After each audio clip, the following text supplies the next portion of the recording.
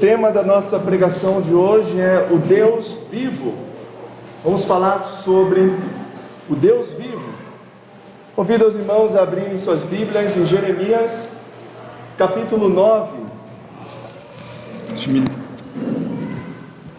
O irmão Rodrigo está me lembrando aqui de pôr o microfone. Obrigado, irmão. Estava aqui esquecendo.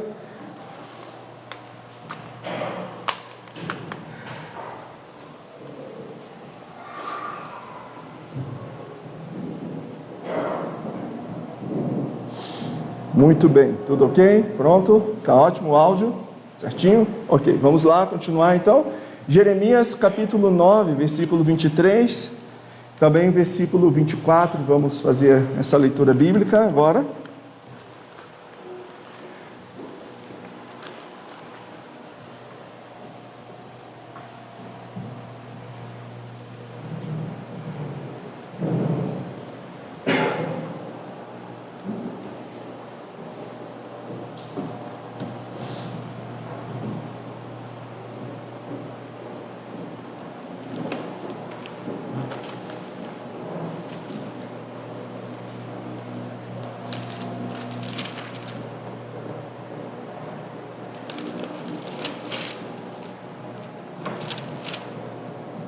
Diz assim a palavra do nosso Deus: assim diz o Senhor: não se glorie o sábio na sua sabedoria, nem se glorie o forte na sua força, e não se glorie o rico nas suas riquezas.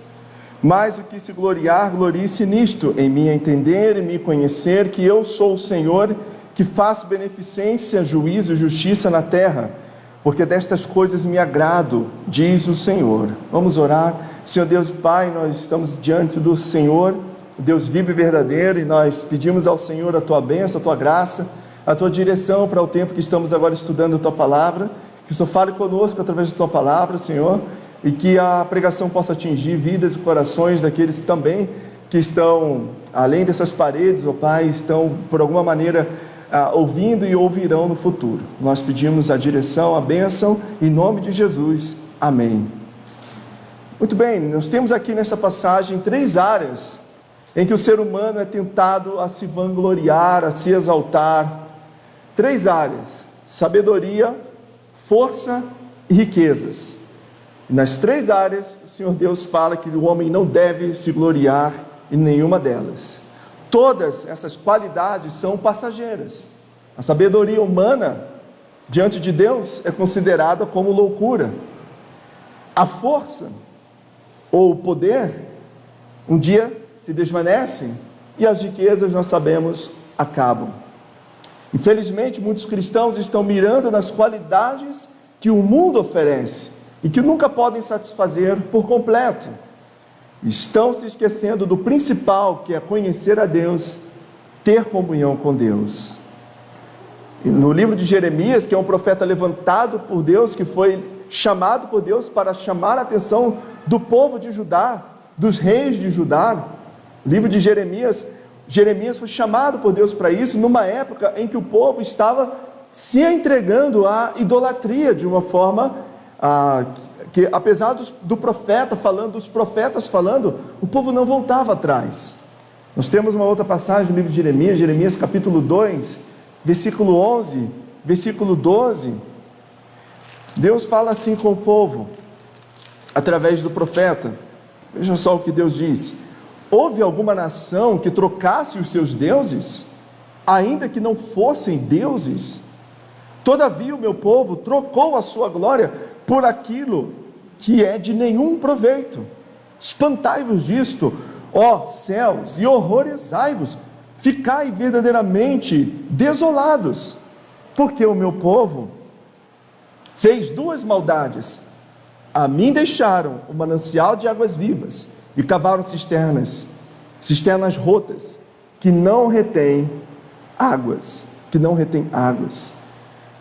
Deus está comparando a busca do povo pelos ídolos, como trocar uma fonte de águas, manancial de águas vivas. Não sei se você já teve a experiência de passar por um lugar em que tem aquelas águas cristalinas, e aquela água corrente, você pode ver os peixes, aqueles peixinhos, né, passando ali na água, aquela experiência maravilhosa, águas frescas, limpas, novas, e Deus está falando, o povo está trocando a experiência de mananciais de águas vivas, limpas, cristalinas, por cisternas, não apenas qualquer cisterna, mas cisternas rotas, sujas, que não retêm águas. Era assim o povo, trocando Deus pelos ídolos. E Deus fala, teve algum outro povo que fez algo do tipo, trocar os seus deuses? Era assim, era isso que o povo estava fazendo. E Deus fala com eles então no capítulo 9 de Jeremias, após dar vários alertas para o povo que viria para destruir a cidade. Deus fala com eles que aquele que se gloria, glorie-se nisto, em me entender e me conhecer, que eu sou o Senhor. Na prática, é isso que tem acontecido. Muitos filhos de Deus em nossa época estão trocando o prazer da comunhão com Deus pela comunhão com os prazeres mundanos, pela comunhão com o mundo, com as coisas do mundo, com o pecado. Que a Bíblia está dizendo que a satisfação e o alvo supremo do crente, do filho de Deus, é conhecer a Deus, é entender, é descobrir a vontade de Deus para a sua vida, procurar conhecer qual é a boa, agradável e perfeita vontade de Deus. O alvo supremo do crente é satisfazer-se nele, em Deus, a comunhão com Deus, é servir a Deus com temor, com reverência, em submissão, obediência à palavra do Senhor. É realmente amar a Deus sobre todas as coisas, com toda a densidade de todo o coração, alma, entendimento, com todas as forças. Mas veja que Deus diz em me entender e me conhecer. Ora, para que eu possa me satisfazer em Deus, eu preciso em primeiro lugar conhecer esse Deus, me aproximar de Deus, saber quem Ele é. Me entender, me conhecer, então meu alvo é buscá-lo a Deus. Mas como eu vou buscar se eu não sei nem quem Ele é? O que Ele faz, como Ele age, como Deus pensa? Desde que o pecado entrou no mundo, a reação do homem tem sido a de fugir de Deus.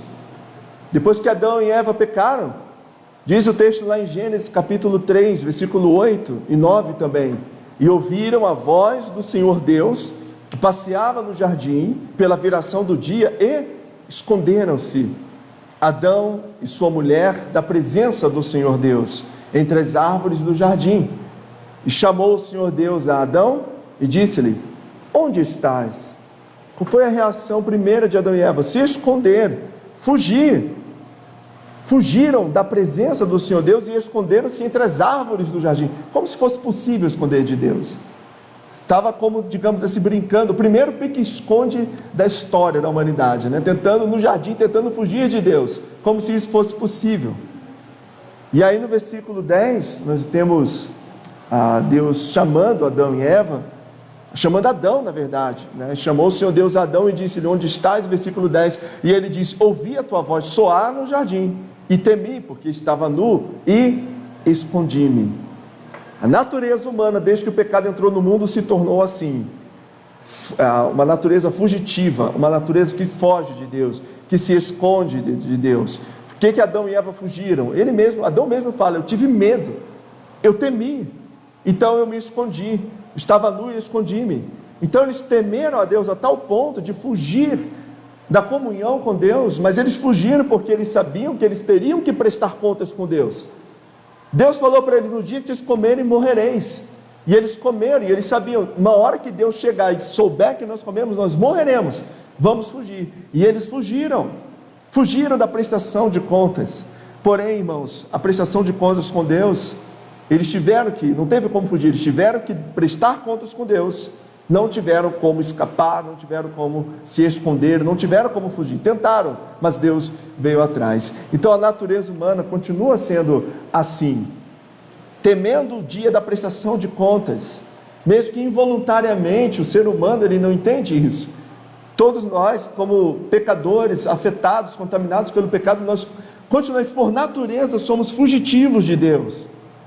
Não sabemos nem o porquê, mas é por causa disso, por causa do pecado. Um dia teremos que prestar contas diante de Deus, e não vai ter como se esconder no dia da prestação de contas. Todos um dia terão que acertar as suas contas com Deus. Faz parte da nossa natureza, né? Então, como que o ser humano vai, então, tentando fugir de Deus, se esconder de Deus, mesmo que involuntariamente? Primeiro, negando ou recusando crer na existência de Deus. Negando crer na existência de Deus. Assim surgem os incrédulos, que rejeitam a possibilidade de haver uma revelação divina, rejeitam a Bíblia como sendo um livro inspirado por Deus, se recusando a crer que Deus exista.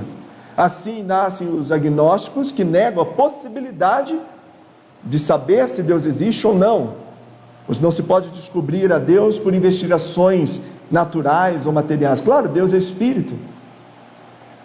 Assim nascem os ateus, que negam a existência de Deus e exaltam o conhecimento humano acima de tudo, inclusive da fé. Conhecimento humano acima da fé, como se a fé fosse uma coisa inútil. Deus ama esses pecadores incrédulos, que não creem na existência dele, ou que se recusam a crer, a reconhecer, crer na existência de Deus. Porém, nós temos que entender que Deus não se assusta e nem se preocupa com os argumentos dos ateus, dos agnósticos ou dos incrédulos. A incredulidade do homem não assusta, nem preocupa a Deus. É assim desde Adão e Eva. Adão e Eva, é assim desde sempre, fugindo e tentando se esconder de Deus e negando Deus. Nós, como os que creem, nós devemos ter respeito e amor pelos que não creem, pelos que se recusam a crer. E nós temos que respeitar assim como nós queremos ser respeitados. Nós não queremos ser desrespeitados porque cremos, porque temos fé. Nós devemos também orar para que Deus abra o entendimento dos incrédulos, para que lhes resplandeça a luz do Evangelho da glória de Deus. Na verdade, o hobby de muitos ateus é rir e zombar dos que creem. Talvez você já tenha sofrido esse tipo de preconceito, já tenha zombado, rido da sua fé, já tenha rido ou zombado porque você crê. Ame, respeite, e assim como nós queremos ser respeitados, não deixe de respeitar e de amar. Mas lembre que o que a palavra de Deus nos diz no Salmo 2, é que um dia o próprio Deus se rirá daqueles que riem. Diz Salmo capítulo 2, versículo 4, um dia Deus se rirá deles, o Senhor um dia zombará deles. Aquele que habita nos céus se rirá, o Senhor zombará deles. Então lhes falará na sua ira e no seu furor os turbará. Pode negar o quanto quiser, pode se recusar a crer o quanto quiser, um dia terá que prestar contas diante de Deus, queira ou não queira, acredite ou não, um dia terá que acertar contas com Deus. A segunda tentativa do ser humano em tentar fugir e se esconder de Deus é se esconder atrás da religião, isso mesmo, da religião. Assim o homem tenta se esconder, criando a sua própria maneira de tentar agradar a Deus, e ele cria uma religião. Lá ainda no livro de Gênesis nós vemos que Caim trouxe do fruto da terra uma oferta ao Senhor, mas para Caim e para a sua oferta não atentou. Deus não quis, não aceitou. Ora, porque a orientação isso nós podemos entender no texto de Gênesis, que a orientação para eles é que eles deveriam trazer o sacrifício de animais. Abel trouxe sacrifício de animal, mas Caim quis trazer o fruto da terra. Não era isso que Deus pediu, e Deus não deu atenção, não atentou, não aceitou a oferta. Isso é religião. O homem tentando agradar a Deus da sua maneira. Deus, mas eu vou fazer do meu jeito. Isso não é servir, isso não é amar, isso não é ter comunhão com Deus. Isso são obras humanas. Nós temos que fazer conforme as instruções de Deus. E o interessante é que a maioria das religiões tem em comum, são isso: deuses com natureza opressora, que exigem apaziguamento da ira. E aí nós vamos lendo nos livros de história das religiões, nas religiões antigas, as pessoas sacrificando seus próprios filhos a Moloque, a fim de tentar apaziguar ou conseguir algum benefício desse Deus. Como acontece também na Índia, algumas mães afogam seus bebês no rio Ganges, para agradar a esse Deus. E tantas outras histórias que eu poderia aqui ir contando, de pessoas que tentam, para tentar o apaziguamento da ira desses deuses opressores, fazem cada sacrifício. Embora o homem tente se esconder de Deus, nós vemos através da história da palavra que Deus sempre está em busca do homem. Foi assim com Adão, com Eva, foi assim com Caim e continua sendo até o dia de hoje. Deus está sempre mostrando para o homem quem ele é, o que ele quer que o homem faça e da maneira correta. Nós não podemos fazer do nosso jeito, é do jeito de Deus, porque ele é o Criador. Ou seja, Deus revela o homem, pelo contrário, o homem não poderia conhecê-lo, não poderia voltar a ter comunhão com ele. Então nós retornamos à pergunta inicial. Olha, veja só como que foi. E chamou Deus, o Senhor Deus, a Adão e disse-lhe: onde estás? Adão fugiu, se escondeu. Quem foi atrás de Adão? Deus. Deus, o Senhor, foi atrás dele. E o Senhor disse a Caim, depois que ele matou Abel: por que te iraste? Por que descaiu o teu semblante? Nós vemos mais à frente na história da humanidade que o Filho do Homem veio buscar e salvar o que se havia perdido. Eu e você, os pecadores que pecamos em Adão. Deus toma a iniciativa para a salvação do homem. Deus vem atrás. Deus, ele enviou o seu Filho, o próprio Deus se fez carne, habitou entre nós, a fim de nos salvar e de nos resgatar. Então nós fugimos de Deus, mas Deus vem atrás de nós e providencia todos os meios para a nossa salvação. E aí nós perguntamos, na verdade não todos os meios, um único meio para a nossa salvação, que é Jesus. Quem é Deus? Se nós vamos nos satisfazer nesse Deus, precisamos saber quem Ele é. Quem é Deus? Então, por mais que seja a tendência humana fugir de Deus, da nossa natureza desde o Éden, fugir de Deus, é possível para o ser humano, mesmo pecador, conhecer e entender muito sobre Deus, porque Ele nos deixou meios para isso. Mas a primeira coisa que nós temos que entender quando nós queremos responder a pergunta quem é Deus, falar sobre esse Deus, é que, em primeiro lugar, crer na existência de Deus é uma questão de fé. Crer na existência de Deus é uma questão de fé. Hebreus 11:6 diz: ora, sem fé é impossível agradar-lhe, porque é necessário que aquele que se aproxima de Deus creia que Ele existe e que é galardoador dos que o buscam. Não adianta nós ficarmos debatendo, discutindo e brigando para tentar provar que Deus não existe. E nem para tentar provar que Deus existe. Porque crer na existência de Deus é uma questão de fé. Toda conversa, todo debate vai ser em vão se nós não cremos, se não há fé. Agora, se há fé, humildade e sinceridade, aí nós vamos começar então com fé, passar a buscar então as evidências desse Deus invisível, de que Ele exista. Então, há evidências, e que Deus deixa evidências visíveis da sua existência. Primeiro nós vemos as evidências da criação de Deus, o próprio Deus Criador. Romanos capítulo 1, versículo 19, versículo 20, fala: porquanto que de Deus se pode conhecer, nele se manifesta, porque Deus o manifestou.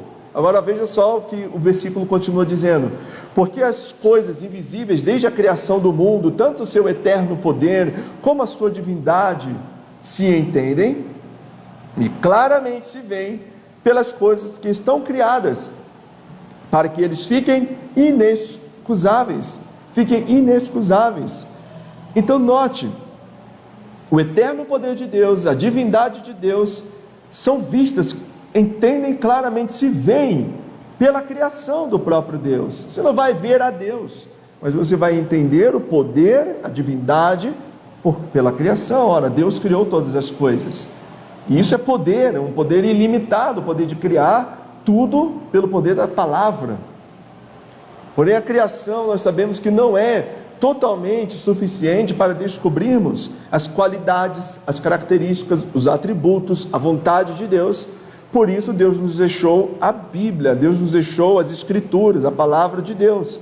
Então a segunda evidência, a segunda maneira que nós temos para conhecer a este Deus, saber quem Ele é lendo as Escrituras. É o melhor caminho. Tudo bem, você pode olhar para as árvores, pode olhar para os astros, para a lua, para o sol, para as estrelas, para a água, e falar, há um Deus maravilhoso que criou todas essas coisas. Mas quem é esse Deus que criou todas as coisas?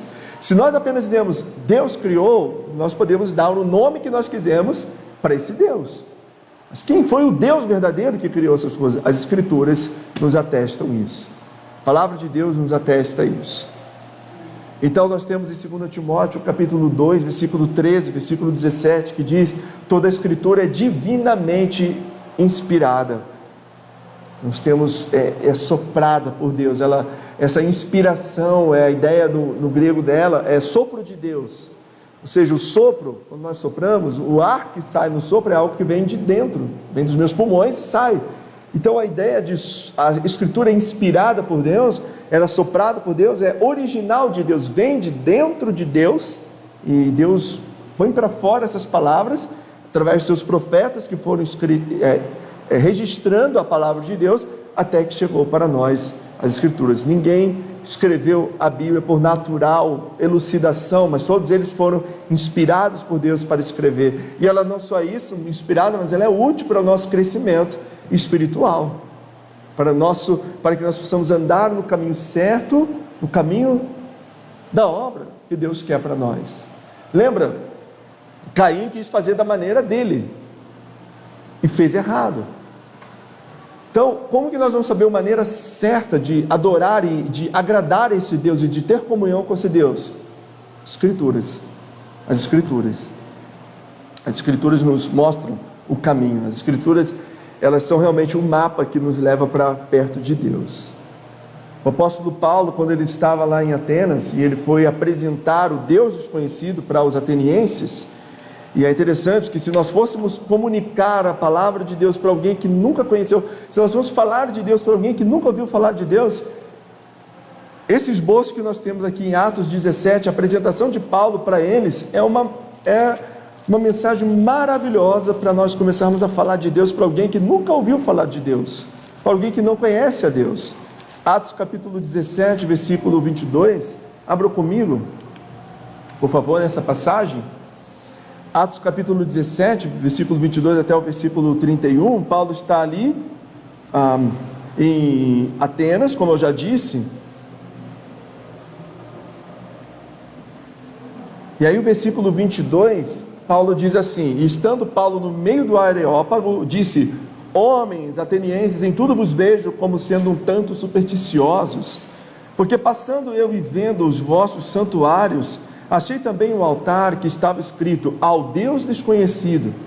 Esse, pois, que vós honrais não conhecendo, é o que eu vos anuncio. E aí Paulo falou assim: olha, tem um espaço ali para um Deus desconhecido. Ele pegou aquilo como um gancho para começar o seu evangelismo para aqueles supersticiosos, idólatras que adoravam todos os tipos de deuses, queriam agradar todos os tipos de deuses, mas não conheciam o Deus verdadeiro, único e verdadeiro e vivo.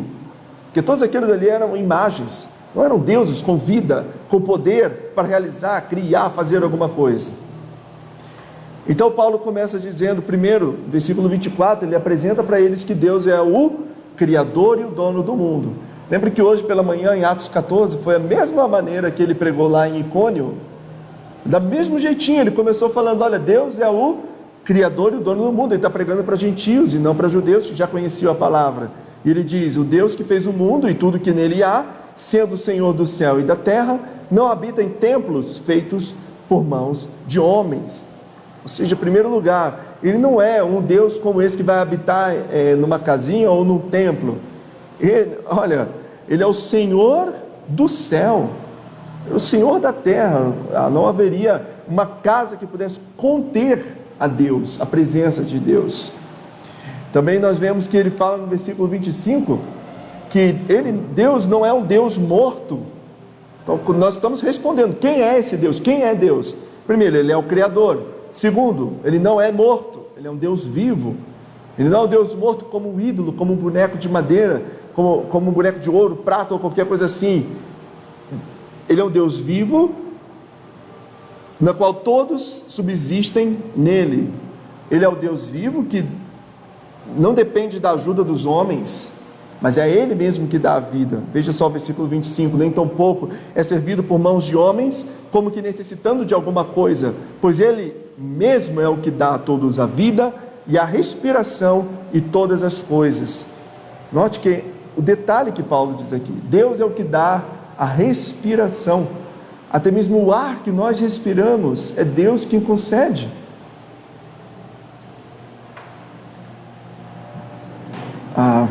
Esses dias nós estamos passando por esse vírus, né, essa dificuldade enorme do coronavírus, e muitas pessoas sofrendo com a dificuldade de respirar. Quantos que nós oramos, quantos que oramos, e Deus devolveu o ar, a respiração, e Deus livrou a muitos da morte. Porque Deus é o Deus que controla até mesmo a nossa respiração. Deus é tão poderoso que nós não podemos dar nenhum suspiro a mais se Ele não permitir. A nossa vida está totalmente, completamente nas mãos desse Deus. Com um estalo de dedos acabou a nossa vida.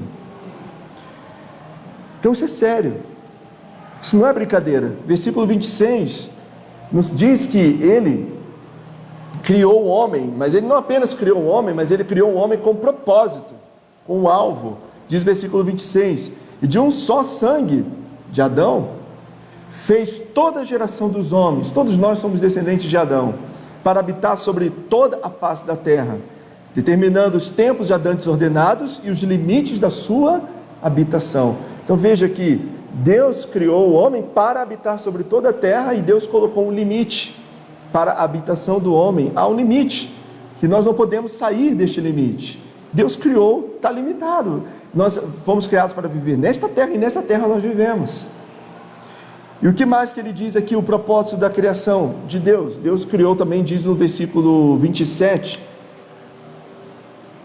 Deus criou o homem para que buscassem ao Senhor. E qual é, como eu disse no início da pregação, qual é a tendência do ser humano? Fugir do Senhor.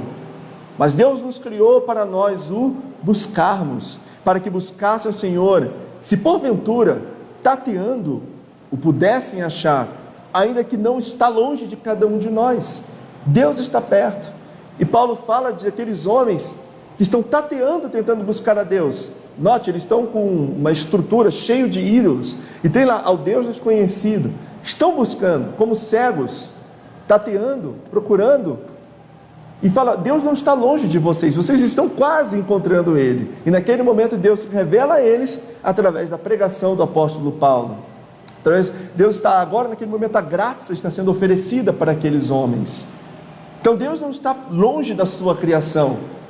Deus criou o mundo, e Deus continua cuidando do seu mundo, dando sol, dando chuva, dando tempos de refrigério, tempos de prosperidade, tempos de paz. Deus não virou as costas para a sua criação, como muitos por aí pregam, que Deus criou o mundo, o homem pecou, virou as costas para o homem, foi embora, e agora vocês ficam aí e se viram. Não é assim. Deus está investindo, trabalhando, cuidando dos seres humanos. O mundo não está um caos do jeito que poderia estar, porque Deus está cuidando. De vez em quando eu vejo esses filmes e séries que o mundo vira um caos, né? Aí eles põem o pós-apocalipse, alguma coisa assim. E o mundo um caos, e aquela coisa louca, e às vezes para piorar põe zumbis e coisas assim, né? E eu assisto aquelas séries, e sempre quando eu assisto esse tipo de série ou filme, eu penso: por que o nosso mundo não está desse jeito? Por que não há possibilidade do nosso mundo se tornar desta maneira? Desértico, abandonado, tudo quebrado, povo sem comida, sem água, sem alimentação, porque Deus cria, Deus cuida, Deus ama a sua criação, Deus ama o homem, Deus está perto. Deus está chamando os homens o tempo todo, convidando: voltem à comunhão comigo. Os homens se escondendo pelas árvores, tentando buscar outros deuses, mas Deus vai atrás e fala: não, esses não são os deuses verdadeiros. Eu sou o Deus verdadeiro, eu posso te satisfazer, eu posso suprir, eu te criei, volte para mim. Deus está constantemente em busca do homem, da sua criação, e dando para nós abundância, alegria, dando sol, chuva, alimentação, apesar de muitos não crerem, não acreditarem, muitos serem ímpios, rebeldes contra Deus. Deus ainda os ama, e o maior presente de todos foi Ele dar o seu Filho amado, o Senhor Jesus Cristo, para salvar a humanidade.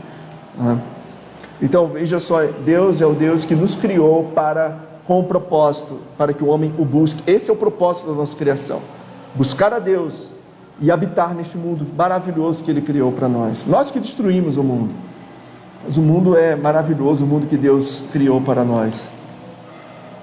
Nossas vidas, diz o apóstolo Paulo, nossas vidas estão nas mãos desse Deus. Como eu já disse, até o ar que nós respiramos. E agora ele diz no versículo 28, porque nele vivemos e nos movemos e existimos, como também alguns dos vossos poetas disseram, pois somos também sua geração. O fato de eu conseguir movimentar os meus braços é porque Deus permite. Nele nós vivemos e nos movemos e existimos. É porque Deus nos dá a vida, a respiração, o alimento e tudo mais que nós precisamos. É Deus quem nos dá. É Deus quem nos dá. Então, Paulo continua dizendo que esse Deus, ele não pode ser representado, esse Deus tão grandioso, tão maravilhoso, ele não pode ser representado por imagens de escultura. Na verdade, Deus proíbe que se faça imagem de escultura. Fazer uma imagem de escultura para tentar representar Deus é reduzi-lo a algo muito pequeno, diante de um Deus tão grande e tão poderoso. Sendo nós, pois, geração de Deus, não havemos de cuidar que a divindade seja semelhante ao ouro, ou a prata, ou a pedra esculpida por artifício e imaginação dos homens. E Paulo então continua dizendo, versículo 30 e versículo 31, que esse Deus é o Deus que chama os homens ao arrependimento, porque um dia Ele julgará as obras de cada um, através do seu Filho Jesus Cristo. Veja só o versículo 30, mas Deus, não tendo em conta os tempos da ignorância, ordena agora a todos os homens, em todo lugar, que se arrependam. Deus, não tendo em conta tudo que os homens já fizeram, como que os homens já viraram as costas para Deus, e todos os erros, Deus não está tomando em conta o tempo do desconhecimento, mas a partir daqui para frente, Deus está chamando toda a humanidade para que venham ao arrependimento, à comunhão, de volta à comunhão com Ele. E aí diz o versículo 31, porquanto tem determinado um dia em que com justiça há de julgar o mundo. Deixa eu passar aqui. Por meio do homem que destinou, e disso deu certeza a todos, ressuscitando dentre os mortos.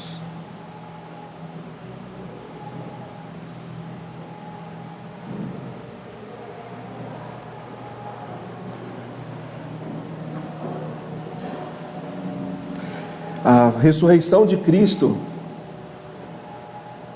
é não apenas para comprovar a nossa salvação, mas é também uma evidência, uma prova para o dia do juízo. Deus, Ele deu certeza a todos, ressuscitando dentre os mortos. O próprio Jesus vai julgar os pecadores. Ele que morreu na cruz, Ele que fez a obra para a salvação. E aqueles que o rejeitaram, Ele mesmo vai julgar. Ele mesmo vai olhar nos olhos daqueles que o rejeitaram e vai dizer, eu morri por você, eu te dei a chance, eu te chamei, eu te convidei, você não quis. Culpado, apartai-vos de mim, vós que praticais a iniquidade, não vos conheço. Mas a verdade é que o apóstolo Paulo diz aqui, é que Deus tem determinado um dia, em que com justiça há de julgar o mundo.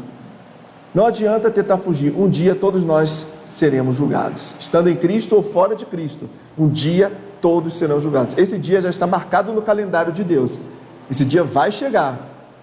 Então todos devem se preparar para esse dia, e Deus está chamando os homens para este dia, para que se arrependam antes que chegue o dia do julgamento, porque no dia do julgamento não vai ter mais chance de arrependimento, já é tarde demais. Veja o que diz em Eclesiastes capítulo 12, de tudo que se tem ouvido, o fim é, teme a Deus e guarda os seus mandamentos, porque isto é o dever de todo homem, porque todos foram criados por Deus, porque Deus há de trazer juízo a toda a obra, e até tudo que está encoberto, quer seja bom, quer seja mal. Duas informações importantíssimas. Primeiro, Deus é o dever de todo homem temer a Deus e guardar os seus mandamentos. Segundo, todos terão que prestar contas diante de Deus. Então Deus está chamando ao arrependimento. Deus quer salvar os pecadores. Pecamos, sim, Estamos tentando fugir de Deus? Sim, mas Deus vai atrás e Deus está convocando, chamando de volta para que venham a entregar a vida, para que venham receber a salvação que Deus oferece através do seu Filho, o Senhor Jesus Cristo. Nós temos uma passagem muito conhecida em João capítulo 3, versículo 16 até o versículo 18, que diz: porque Deus amou o mundo de tal maneira que deu o seu Filho unigênito, para que todo aquele que nele crê não pereça, mas tenha a vida eterna. Porque Deus enviou o seu Filho ao mundo, não para que condenasse o mundo, mas para que o mundo fosse salvo por ele. Quem crê nele não é condenado, mas quem não crê já está condenado, porquanto não crê no nome do unigênito Filho de Deus. Qual é a maneira que Deus encontrou para que nós possamos voltar a ter relacionamento com Ele? Ele deu o seu Filho amado, Ele deu Jesus por nós, Ele deu o seu Filho unigênito, não para nos condenar no dia do juízo, mas para que sejamos salvos no daquele dia do julgamento, naquele dia do juízo. E agora veja que a Bíblia diz: quem nele crê não é condenado, mas quem não crê, não é que será condenado, mas já está condenado. Quem não crê já está condenado. Se morrer sem crer em Cristo, a condenação já está decretada. Então como que nós podemos fazer para sair desta condenação? Quando nós cremos, é o que a Bíblia diz de justificação. A justiça de Cristo é aplicada em nós. Mesmo que nós já fomos declarados condenados por causa do nosso pecado, a justiça de Cristo é aplicada em nós. Nós não somos inocentados, que continuamos sendo pecadores, mas não somos justificados. Há uma diferença. Ou seja, nós somos perdoados e justificados, porque Deus, ao olhar para nós, verá a justiça de Cristo em nós, e não a nossa própria justiça, que são como os trapos da imundícia. Aquele que crê no Filho tem a vida eterna, é presencial. Uma vez que você crê, você recebe a vida, e recebe a vida daqui para sempre. É uma vida que dura para sempre, ela não acaba, é eterna. Mas infelizmente aquele que não crê no Filho não verá a vida, mas a ira de Deus sobre ele permanece. Então, como eu já disse, aquele que não crê já está condenado. E aqui temos mais uma informação que diz que aquele que não crê no Filho, a ira de Deus está sobre ele permanece. O Deus de amor que criou o mundo, criou o homem, que cuida, sustenta, dá chuva, dá sol, dá alimento, que nos protege, Ele também é um Deus irado. Porém, Ele é um Deus irado contra aqueles que não creem no seu Filho. E nós temos que escapar desta ira. E para escapar dessa ira, é pedindo perdão a Deus através do sacrifício de Jesus na cruz por nós. Porque todos pecaram, diz a palavra de Deus em Romanos 3:23, porque todos pecaram e destituídos estão da glória de Deus. Todos estão separados da presença, da glória de Deus por causa do pecado. E o salário do pecado é a morte, é a segunda morte, é a condenação eterna, sendo lançado no lago de fogo, que nem foi preparado para o homem, foi preparado para o diabo e seus anjos. Esta é a segunda morte. O salário do pecado é a morte, mas o dom, o presente, a dádiva gratuita de Deus é a vida eterna por Cristo Jesus nosso Senhor. O presente que Deus nos dá é a salvação através de Jesus nosso Senhor. Veja que é gratuito. Jesus pagou o preço na cruz por nós. Está consumado, Jesus disse. Nós não temos como pagar o preço da nossa salvação. Então Deus nos dá como um presente. Não foi totalmente de graça, porque Jesus teve que pagar o preço, sofrer a condenação por nós. Mas a vida eterna vem como um presente. E como eu faço para conseguir esse presente? Tem que trabalhar muito, fazer muitas obras? Não. Crer. Crer. Apenas crer. Como a palavra de Deus diz também, em Romanos 10, 9 e 10, a saber, se com a tua boca confessares ao Senhor Jesus, e em teu coração, ou seja, na tua mente, no teu interior, não o coração músculo, mas na tua mente, creres que Deus o ressuscitou dentre os mortos, serás salvo. Visto que com o coração se crê para a justiça, e com a boca se faz confissão para a salvação. Se você entendeu o plano de salvação, entendeu que Jesus morreu na cruz para te salvar, que Deus te amou, que Deus enviou Jesus para te resgatar do inferno, da condenação, da ira de Deus, e você confessa assim: eu creio que Jesus é o Salvador, o Filho de Deus, eu peço perdão pelos meus pecados, eu creio, serás salvo. Mas é algo que é interior, é algo do coração. Não vai ser peregrinar longas distâncias, não é fazer boas obras, não é dar esmolas, dar ofertas, não é ser batizado que vai salvar. O que vai salvar é a fé, é a crença, é crer. Então aquele que nega a existência de Deus, recusa-se crer em Deus, jamais vai conseguir chegar ao ponto de crer para a salvação da sua alma. Com a boca se faz confissão para a salvação.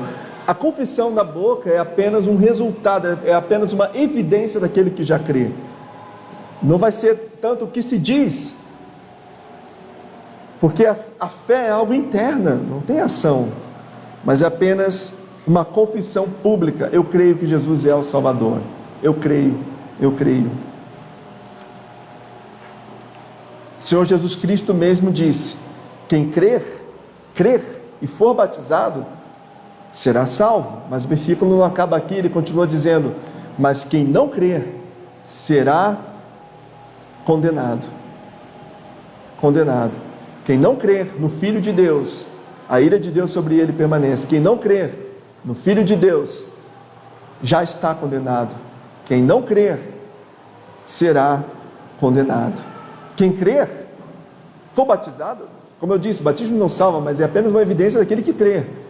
Tanto que o texto diz: quem não crer, e não continua dizendo, e não for batizado, mas quem não crer, será condenado. Há necessidade de crer em Deus e no seu Filho amado, o Senhor Jesus Cristo. A única maneira de ter comunhão com Deus é através de Jesus. Jesus disse: eu sou o caminho e a verdade e a vida. Ninguém vem ao Pai senão por mim. Lá atrás, quando Adão pecou, ele tinha que, o animal foi morto, para que pudesse ser feito peles de animais para Adão e Eva, que tentaram se cobrir com folhas de figueira. Ali houve uma morte, ali houve um perdão, uma reconciliação com Deus. E desde então, aquele sacrifício aponta para o sacrifício do Cordeiro de Deus, que tira o pecado do mundo, que foi feito para salvar a mim e a você. Se você ainda não conhece a Jesus como Salvador, se você ainda não voltou a ter comunhão com Deus, não é a religião, não são os ídolos, não há outro nome dado entre os homens pelo qual importa que nós sejamos salvos. Cristo é o mediador entre Deus e os homens. Se você ainda não se arrependeu dos seus pecados, se você ainda não entregou a sua vida a Cristo, ainda há chance, ainda há esperança. Deus quer ter comunhão de volta contigo. Deus já enviou o caminho para que você volte a ter comunhão com Ele. Agora é a tua parte, é a tua responsabilidade, é o teu querer, é a tua fé em dizer: sim, Senhor, eu creio, eu entendo, eu aceito e eu me entrego a Cristo para ser o meu Senhor e meu Salvador, para que eu possa voltar a ter comunhão com Deus, para que eu possa voltar a ter comunhão com aquele Deus que tinha comunhão na viração do dia com Adão e Eva. Eu quero ir para o céu, eu quero ver a glória de Deus, eu quero ter comunhão com Deus através de Jesus. Que não entregar a vida a Cristo para ser o Senhor e o Salvador. Nós vamos orar agora, encerrando, pedindo a Deus, quem sabe, que essa mensagem atinja ao coração, a vida de alguém, para que possa vir a crer e entregar a vida a Cristo e voltar a ter a comunhão com o Deus vivo e verdadeiro. Senhor Deus e Pai, nós oramos ao Senhor neste momento, dando-te graças, Senhor Deus, por mais uma oportunidade de nós podermos cantar ao Senhor, cultuar, louvar, mas principalmente de estudarmos a Tua Palavra. Que a Palavra do Senhor fique guardada em nossos corações e que a mensagem do Evangelho possa atingir as vidas daqueles que precisam, e que os pecadores que ainda não conhecem a Cristo venham ao arrependimento e voltem a ter comunhão com o Senhor, ó Pai, que entreguem a sua vida a Jesus, ó Pai. É a minha oração em nome de Jesus. Amém. Rafael.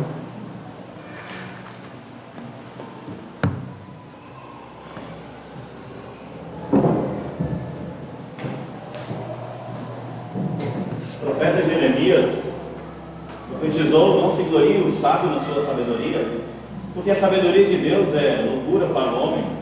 Porque como o homem consegue compreender um Deus criador de todas as coisas? E ele fez, então ele é dono.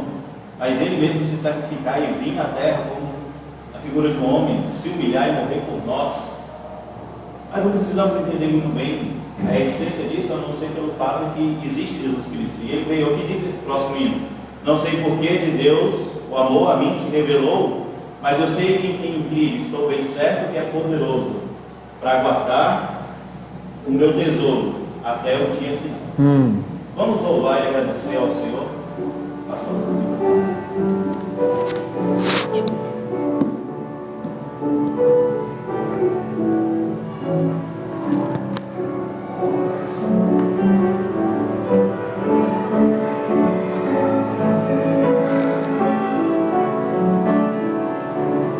Não sei porquê de Deus amor a mim se revelou, por que razão o Salvador pra si me resgatou. Mas eu sei que tenho crido, estou bem certo que é poderoso para guardar o meu tesouro até o dia final. Ignoro como o Espírito convence-nos do mal, revela Cristo o seu consolador real. Mas eu sei que tenho crido, estou bem certo que é poderoso para guardar o meu tesouro até o dia final. Não sei o que de mal ou bem é destinado a mim. Se maus ou áureos dias vêm até a vida ao fim. Mas eu sei que tenho crido, estou bem certo que é poderoso para guardar o meu tesouro até o dia final. E quando vem Jesus, não sei se breve ou tarde vem, mas sei que meu Senhor virá na glória que Ele tem. Mas eu sei que tenho crido, estou bem certo que é poderoso para guardar o meu tesouro até o dia